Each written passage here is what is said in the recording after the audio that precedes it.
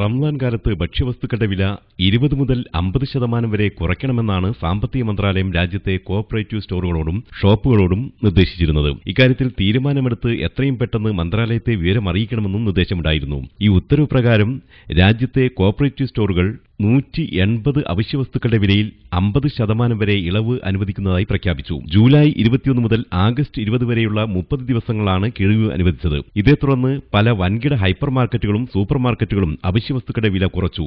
ഇതോടെയാണ് ഗ്രോസറികൾ ദുരിതത്തിലായത്. വലിയ മാളിലൊക്കെ ഇവർ പോയി സാധനം മേടിക്കും. അവരെ ഓഫറും കാര്യങ്ങളൊക്കെ ഉണ്ട്. നമ്മളെ പോലുള്ള ചെറുകിട കടകൾ, അതായത് ചെറുകിട വ്യവസായങ്ങൾക്ക് വളരെ ബാധിക്കുന്നുണ്ട്. കാരണം ആൾക്കാർ വാങ്ങിക്കുന്നില്ല. അവർ പറയും അവിടെ ഇത്ര വിലക്ക് സാധനം കിട്ടുന്നുണ്ട്. അവർ ഒരുപാട് സാധനങ്ങൾ കൂടുതൽ എടുക്കുന്ന സമയത്ത് അവർക്ക് ഓഫറും കാര്യങ്ങളൊക്കെ കിട്ടും. നമുക്കതില്ല. നമ്മൾ അത്യാവശ്യ സാധനങ്ങൾ ഒരു പെട്ടിയോ അല്ലെ 2 പെട്ടിയോ കൊണ്ടുവന്ന് നമ്മൾ വിൽക്കാറുള്ളത്. ഈ സാധനങ്ങൾ കൊണ്ട് വെക്കുന്ന സമയത്ത് അതിനനുസരിച്ച് വില കൂടും. കോഓപ്പറേറ്റീവ് സ്റ്റോറുകളിലും ഹൈപ്പർ മാർക്കറ്റുകളിലും മറ്റും റംസാന് ആവശ്യമായ ഭക്ഷ്യവസ്തുക്കളെല്ലാം ഒരു പാക്കറ്റിലാക്കി റംസാൻ കിറ്റ് എന്ന പേരിൽ വില കുറച്ച് വിൽക്കുന്നതും ഗ്രോസറികൾക്ക് ഭീഷണിയാണ്. എന്നാലും ഹോം ഡെലിവറി സമ്പ്രദായം നിലനിൽക്കുന്നിടത്തോളം കാലം മത്സരം എത്ര കടുത്തതാണെങ്കിലും പിടിച്ചു നിൽക്കാനാവുമെന്നാണ് ഗ്രോസറികളുടെ പ്രതീക്ഷ. Nasar Beypore, Amrita news, Dubai.